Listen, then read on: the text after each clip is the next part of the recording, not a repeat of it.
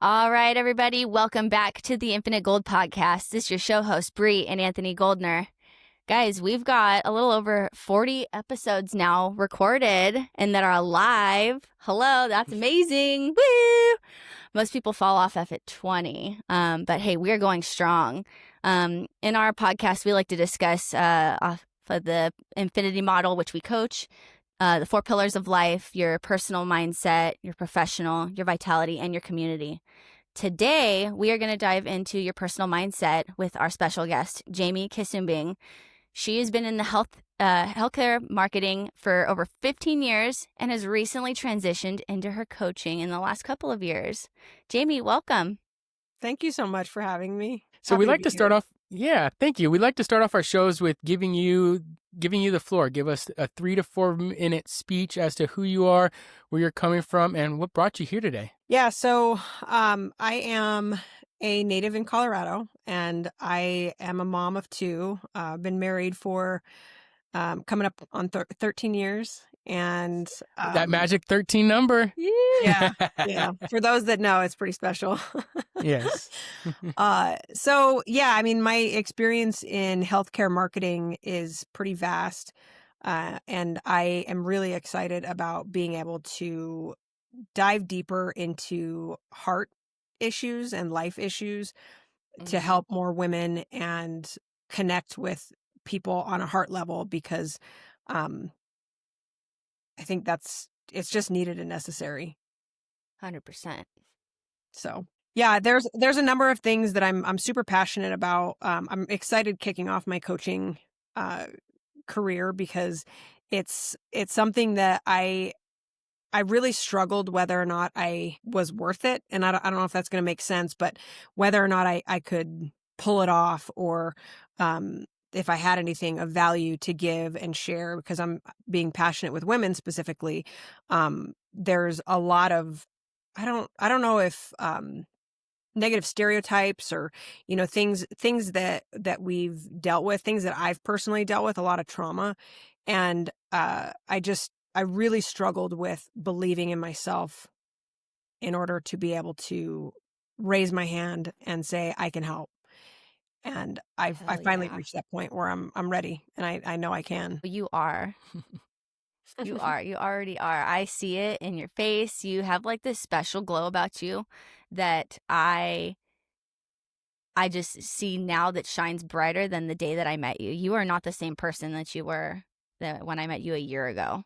And seeing you step into your coaching role and being the leader that you are in our community, it's amazing.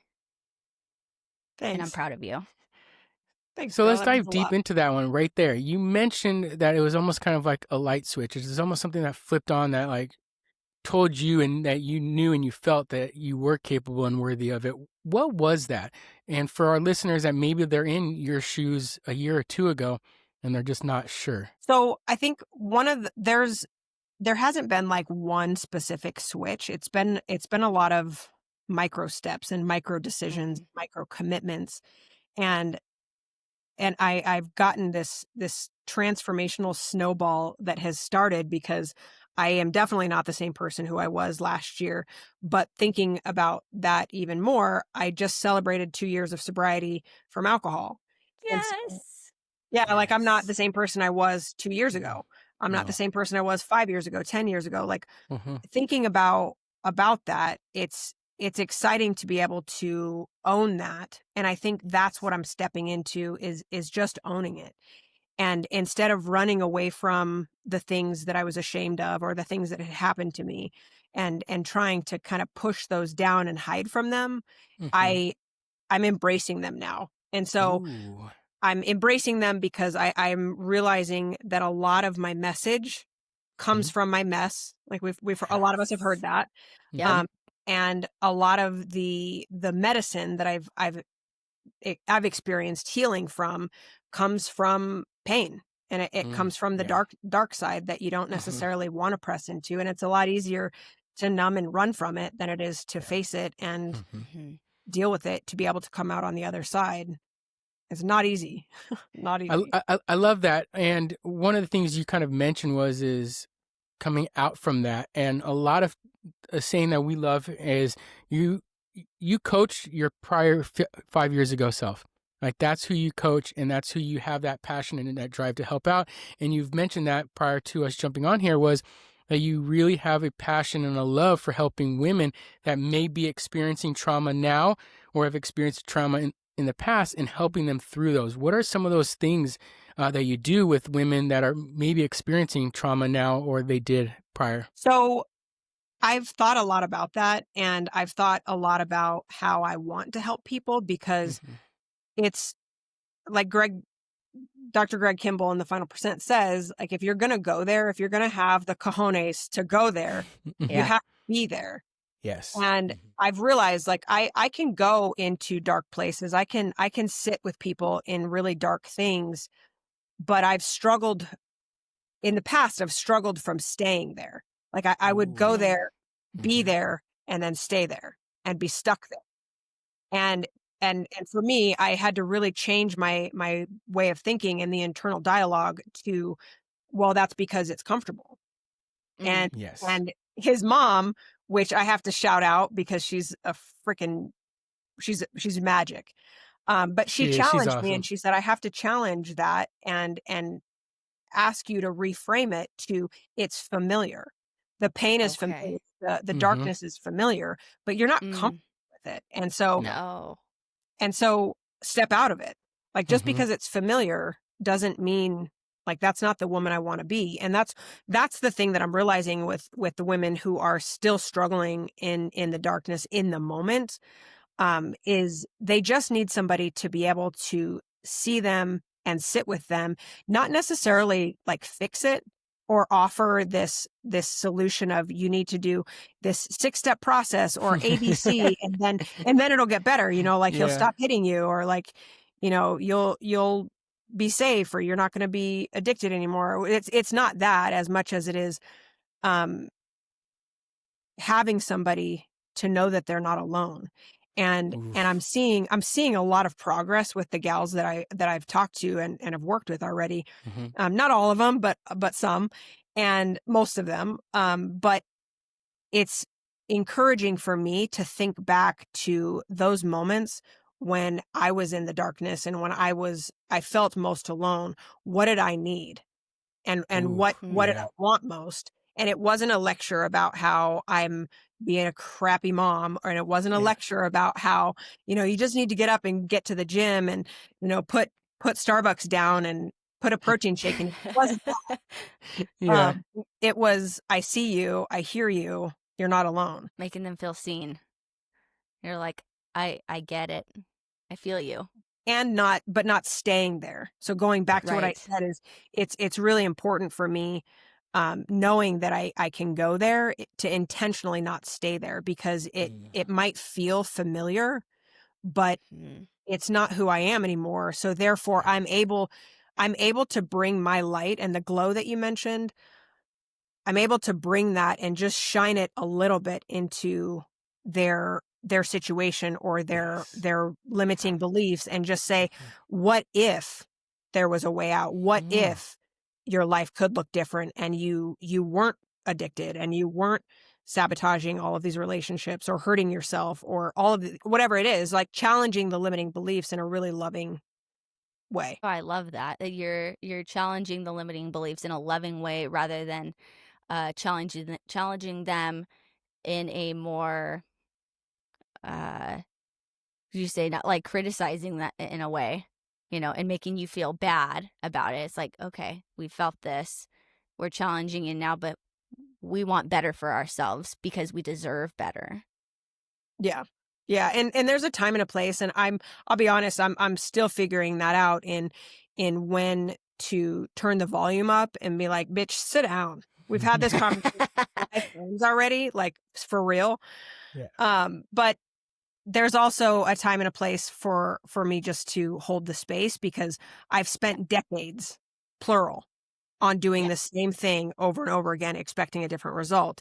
And the very few people that are still in my life today were patient enough to just love me through it, and not in an unhealthy, like, keep me the same and not challenge me to get Yeah. better, but just a consistent love and a consistent downpour in love.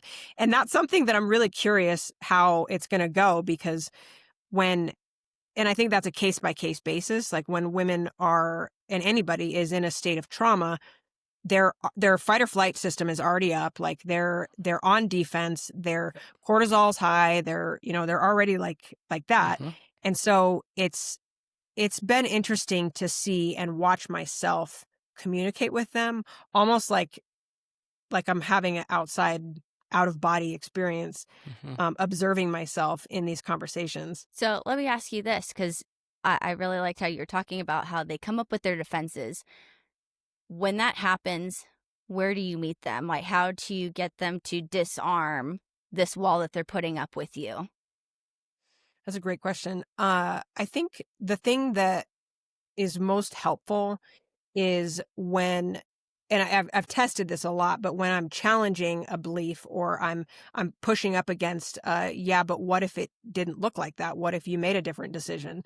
As you know, it is that simple, as Mm-hmm. much as Yeah. it might not be. But explaining to them that I'm coming from a place of understanding, of I've been in your shoes, and it may not look exactly like to a T what you're going through, but I can go neck and neck for pretty intense stuff. And I'm not saying that that's helpful or beneficial, but when somebody's like, well, yeah, but you don't know what you're talking about because you haven't been through this. I'm like, really? Do you really want to go there? Let's sit down. Let's go. And it's just, that's not necessarily how I am wanting to hold the conversations. And I haven't had to go there because they feel my heart in wanting to connect with them.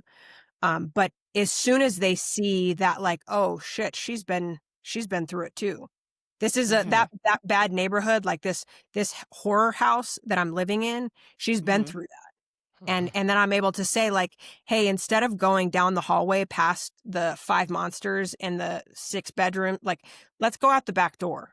Like, we can climb through a window and get the F out of here, because I know a way out. So I don't know if that makes sense. No, that 100% makes sense. And if we get a little bit vulnerable with the listeners, you kind of touched on it a little bit, but what are some of the things that have gotten you to where you are today, where you've battled those, monsters in those multiple rooms, and that has given you that passion and that drive to help other women that are going through maybe the same things that you went through, or maybe something that's similar? So I just actually partnered with a group of authors to publish a book on healing to be healed. Yeah. And it's pretty exciting, because it's coming out pretty soon. So the chapter that I wrote in this book is basically what I healed from and how I healed, and kind of a little bit about my journey. Because everybody's healed from something. I mean, we don't make it out of this life without scars, and we don't make it out alive. So, I mean, there's that. Yeah. True. Accurate. Yeah.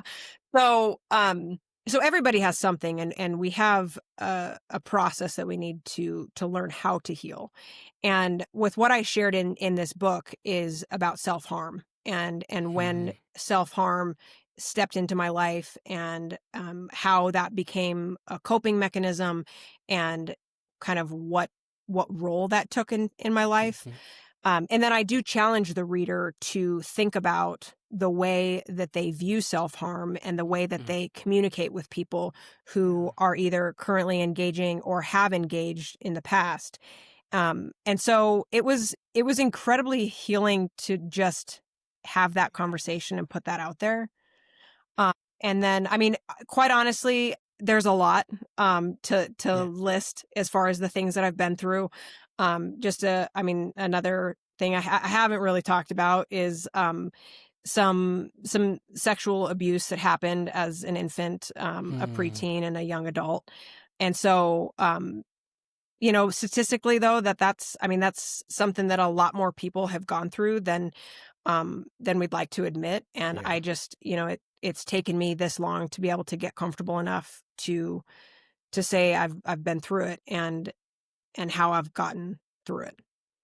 So I think the other thing is a lot of really damaging coping mechanisms in how to deal with things and how harmful they can be. Yeah. But yeah. Well, we commend you greatly for starters writing a book about healing and traumas because it's not easy. And one of the hardest things when you're doing stuff like that is you're reliving certain aspects of your life that was painful. So you're bringing pain, in essence, back to the present, but you're doing it for the bigger picture, which is helping other women, which is your why, your passion, your purpose. And we love you for that. And then again, thank you so much so far for talking about what you have and telling our listeners about that. Hey, if you had these types of incidences in your life, it's not something that you need to continue to keep with you throughout. Like there are ways, there are people like Jamie out there that are there to help you grow from these incidences that you had to endure at sometimes, like you mentioned, at such a young age where it's not easy. So thank you again for stating that, and thank you for what you do and taking that on as a coach, as a woman, to help other women to also grow. Like that's very commendable, and that's very we just love that about you. Thank you. Thanks for that. Yeah. No, you're not only a strong individual, you're a resilient individual for all that you've gone through, and for all that you've built up now to, in essence, resurface that to be able to help coach your other women that have gone through the same things or are going through something with your traumas, and resurfacing that. You built up your resilience to be able to tap into that, where you're still like, no, where I'm past this, but now I can help you. And I love that, because that's hard. That's heavy on the heart. I could see that. Yeah, it's fresh. Yeah. It's fresh, and it makes it real again, because I've detaching from it is a lot easier, and that's how I've spent most of my life is very detached and separated from it and very compartmentalized. And the problem with that is my relationships took a hit because I was never able to fully be there with someone, because I too was also very much, walking like this every day. And it was just extremely limiting in how I was able to show up and just engage with people. And after getting married, after having kids, like it was obvious that, one, I wanted more for myself. And so I that was where I really started putting in the work. But two, that I was meant for more. I was made for more. Yeah. So what's one of the biggest coping mechanisms, or one of your favorite that you've kind of started to utilize in the past couple of years that have really gotten you away from certain aspects of what you've gone through? What's a really good coping mechanism that our listeners should hear about? So I really like the fact that you said coping mechanism in a positive way, because most of the time, like, you think negative. Yep. But one of the most impactful coping strategies that I was given was through a DBT course that I took years and years ago. And it's a dialectical behavioral therapy group that it just teaches you how to basically just live life like a normal person. But it's they were explaining just the way the brain works and being able to get back into your body. And after trauma, that I don't want to say is severed, but it's pretty dysregulated, to say the least. Yes. And one of the things they said was when your body is flooded and you're in the fight or flight state and you're in panic, to grab an ice cube, to hold an ice cube in your hand and let it melt. And what that does is it helps bring you back into your body in a forceful way that's not causing, you're not harming yourself. Yes. But you're being brought back into your body because of the coldness, and it's also melting. And so it helped me connect my mental state with the state of my body to be able to get back in, to get regulated.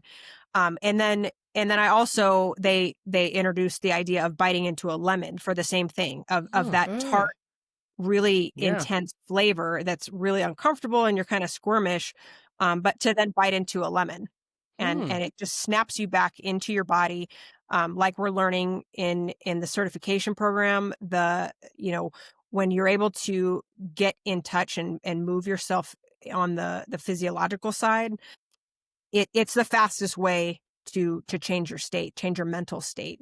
The other two are language, and the second is what you choose to focus on. And those two are extremely important as well. Otherwise, your state's not going to change. But the most intense, most intense way is to kind of jolt your physical body, and do it in a way like an ice cube or a lemon slice. I love the way that you described that. Yeah, I've never heard anybody else describe it in that way. And I think the lemon, it got me thinking, because I'm like, because of how sour and how tart it is, you're like, okay, I'm back to reality now. I can get out of this funk. Moving on. Yeah. I love. Yeah, and to your point, by you changing the language, you then are able to change your focus and be like, okay, am I really in a state of fight or flight? Do I really need to run for my life? No, I'm just having a panic attack, or I'm, being able to reevaluate the situation. Yeah.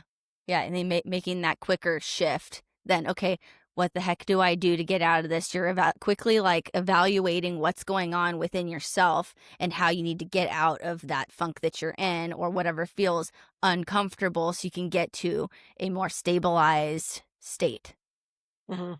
Yeah, exactly. And then one of the biggest things you mentioned was move. And if anybody's following you or B, you guys have been doing a lot of movement and moving a lot, working out and doing this and that. And we love to see it. Like, it's awesome. What has that transition, or what has that transformed for your life, the two of you guys working out so much? It's been a much more transformative experience. It's been much more than I thought, faster. Like we just hit the halfway mark, and Bernard and I have never been on the same page with our fitness journey.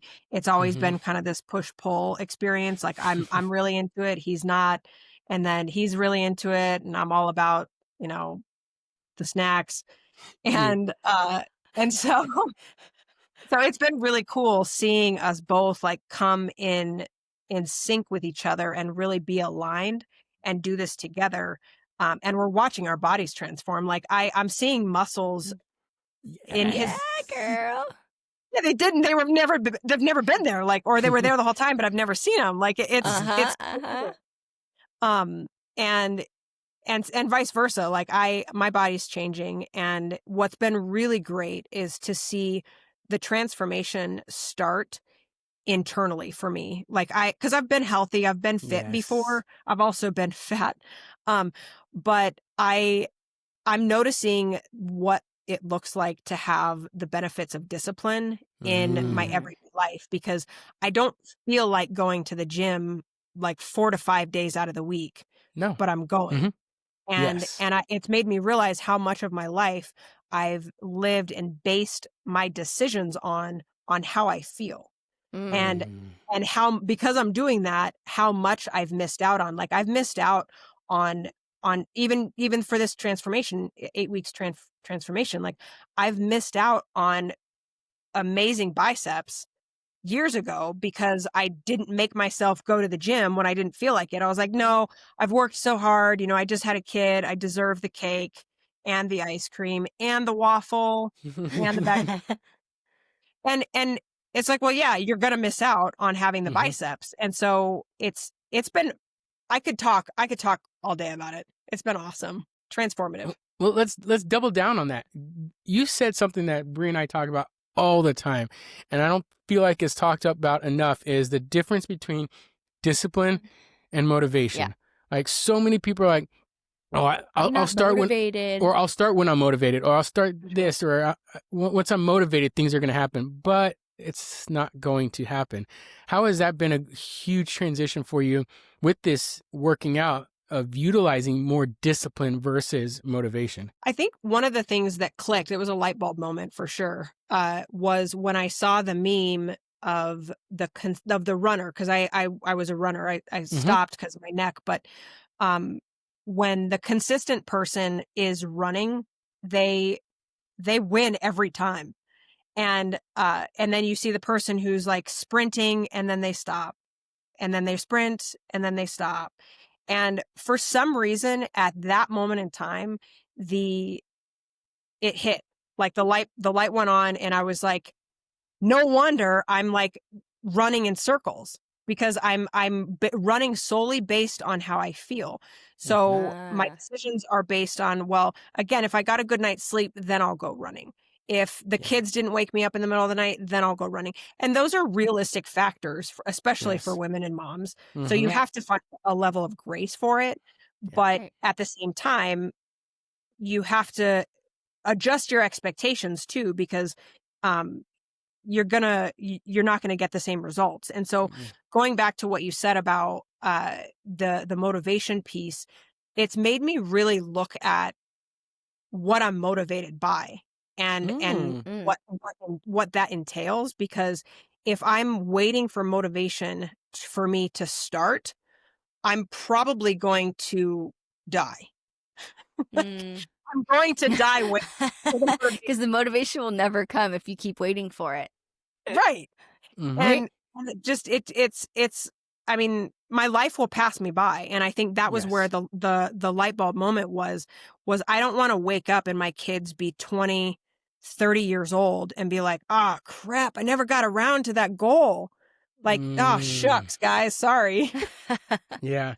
But even more, looking myself in the mirror and say, Jamie, you never got to it. And now, now you're not able to run, or now you're not able to do the thing because the time has passed. And that's the final percent has really helped me get a grasp on the way that I've looked at time and the way that I've measured time, because it's not necessarily something that we need to be afraid of, but it's just happening. And so either it's going to happen and you are growing, or it's happening and you're standing still. And there's a season for growing, there's a season for stillness, but you have to be able to authentically look yourself in the mirror and have an authentic conversation. Is this that season, or am I being lazy? Yeah. It's being that cold hard honest with yourself. You don't want to sugarcoat it, but cold hard honest with yourself, like, hey, I've been slacking. It's time to step it up. Stop babying yourself. Yes, you've been giving yourself grace, but now you're taking advantage of that grace. It's time to step it up and be real. Yeah. And I firmly believe that people know. Like when you look at yourself and you square off in the mirror and nobody else is there, it's not for show. It's not about ego. It's not about showing off. The camera's not on. But you're having a full-on conversation with yourself, Yeah. I love that you mentioned your kids as well, like if they're 20 or 30, because one of the things that kids are always doing, as we know, is they're always watching us. They're seeing what we're doing. They're seeing what we're not doing. And by you having that strong discipline mindset that you and B have, like it's doing a huge transformation for them and not just for you guys. Like it comes full circle right there. So in 20, 30 years, the kids are going to be chasing their dreams. They are going to be working out. They are going to be doing certain things because they're watching you and B, and they're emulating you guys. So I love how you brought them into play, because it's the same thing that we do. Every single thing that we're doing, does this have a result or an action that's going to happen for our kids as well? Because we're building that legacy. Yep. And they're watching. I mean, they have a front row seat to our life. Yeah. And Araya asked me the other day, we're on the way to school, and she's like, Mom, why is Dad so happy? She's like, why is Dad so happy? And I was like, wow. That's deep, sis.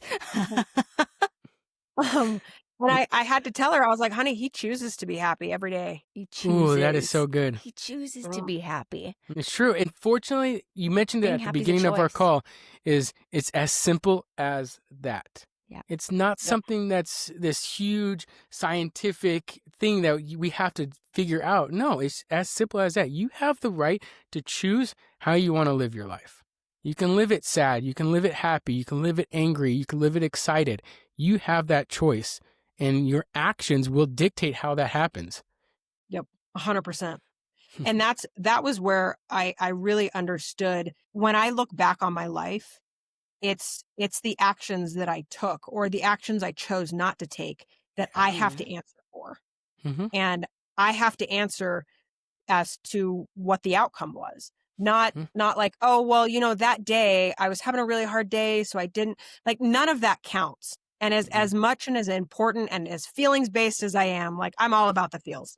Mm-hmm. But, and I think as moms, like there's a time and a place, but I'm realizing when I look back, that's not going to be on the audit sheet. That's not going to be what I'm like, what I'm wanting to measure my life by is, oh, well, I didn't feel like, really working on my marriage. And so therefore I don't have one, or I didn't feel like eating healthy. So now I have something that is,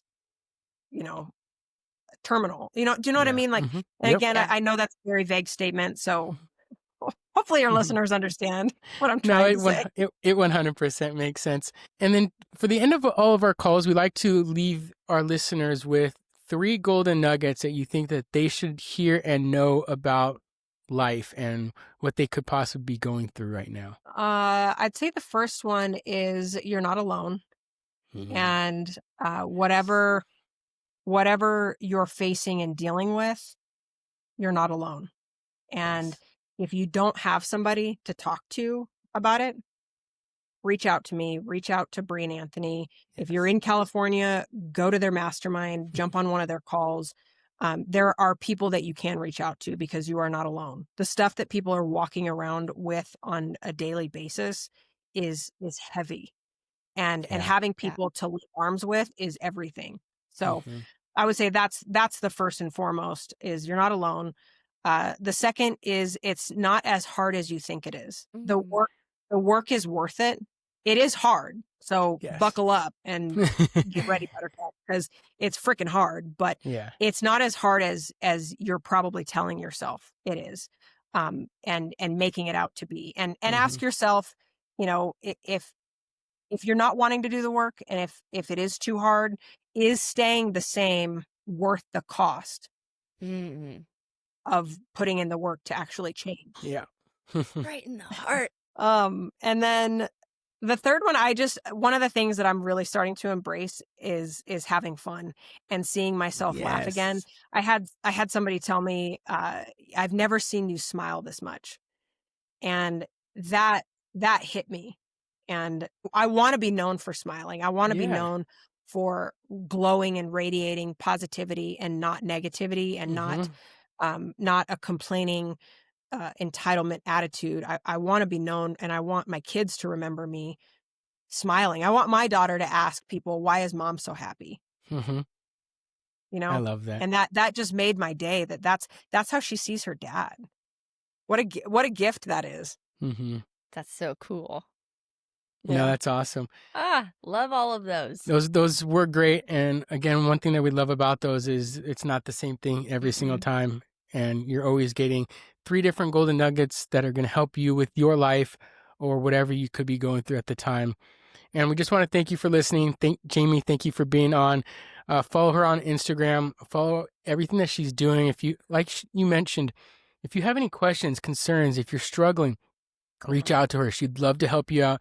Same thing with us. If you have any questions and or concerns about upcoming episodes, you want to hear more about certain topics, definitely reach out to us. All of our Instagram links will be in the comments and or DMs. So thanks again for listening to the Infinite Goal podcast. We'll see you guys on the next one.